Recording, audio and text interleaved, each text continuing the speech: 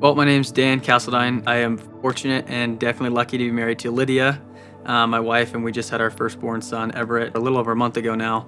And I work for FCA, and this is kind of part of my story. Yeah, I grew up in a Christian household, and my parents could not have done a better job with grounding themselves and our family in biblically sound values. I didn't necessarily struggle through middle school and high school with faith, but college is definitely where I decided to really kind of ground myself in it and to go all in. Shortly after that, I got married to Lydia, and it was kind of right after I got married that I had these doubts of, am I pursuing the right career? Is this where the Lord has me? Like, in providing for Lydia in the career I'm pursuing, like I want to give glory to the Lord. Am I doing that in my career in construction? And so it was September 29th of 2022. I was framing houses that day. We were out in Wilder working on a house, and we were actually hanging up these truss hangers on the very top of the roof. I had done this before, so it was nothing new.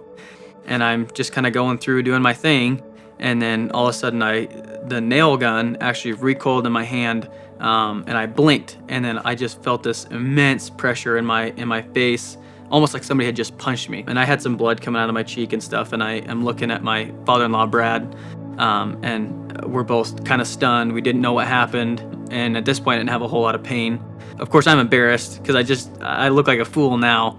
So I get down off the roof and I get in my car, and I'm just beating myself up. And it's happened at noon, and as the time went on, I thought, okay, I can go back to work in like a half hour, an hour. So it got to the point where I finally just called my dad, and I was like, hey, this is kind of what happened. This is what I think happened. I'm in so much pain, and I don't know what to do. And I didn't really feel comfortable enough driving myself anywhere. So my dad, we get off the phone, and he comes and picks me up, and we take off to the 10-mile clinic. It was there that I got in and saw one of the doctors there, and he starts having me do an eye test and stuff and follow his finger and kind of test my vision. And then as soon as that was done, I went back for a CT scan. Once I had gotten out of the machine, all of a sudden it was like dozens of people running and talking on radios and doing all sorts of stuff. So I felt this, like the tension in the room. And I'm closing my eyes this whole time to ease the pain because that was the only thing at the time that helped.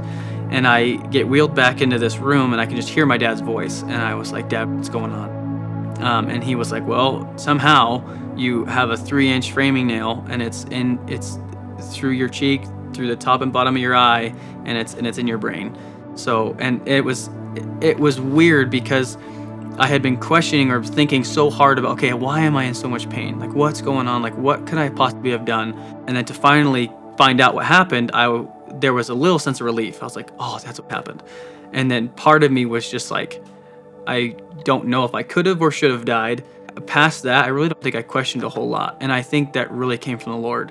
My first reaction to something that serious is my heart starts to kind of race, and I start thinking about I start overthinking everything. And I think the Lord just gave me this super calm sense of reassurance that ultimately, no matter what happened, like I was still going to have the Lord. Like I was still going to be with him. And he was going to be with me. So after those kind of things went through my brain and we got the results, it wasn't, 2 minutes until I had a team who was getting me onto a gurney and then into an ambulance. And in the ambulance, we drove straight from there to the St. Al's over in Boise, where we met with the neurosurgeon. Once the neurosurgeon kind of gave us the game plan, we started the surgery, I think at 4:50 or 4:45 or so. And then all I remember is I just woke up, and it was like this tension had finally kind of just settled. Of course, my wife and my mom and dad are there, and I could just tell like everybody had just kind of been able to take a breath. One of the things I vividly remember is just that all the gratitude that my family and I had to the Lord. Before surgery, during surgery, and after surgery, I remember even myself verbally praying out loud that God would protect me. And then to wake up and to hear my mom and my dad and my wife especially just giving thanks to the Lord that I was still there was so reassuring, and it was kind of surreal to be there.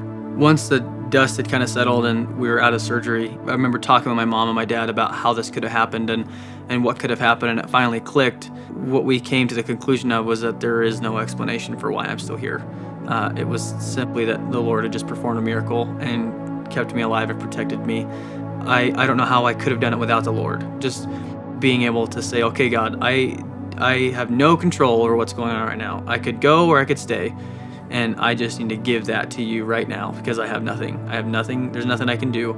God just used that as a unique opportunity, I think, in my call to ministry. I was able to just quiet my soul and to read and to pray, and through good counsel around me, my family, my friends, just kind of talk through what I felt the Lord was calling me into, which was ministry.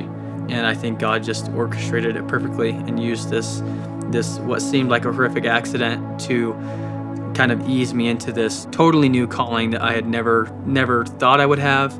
But now, looking back, it's like there's nothing I would have wanted more than the Lord to speak directly into my life and say, okay, Dan, this is what I have for you, and I can finally rest and I can put all my chips on that.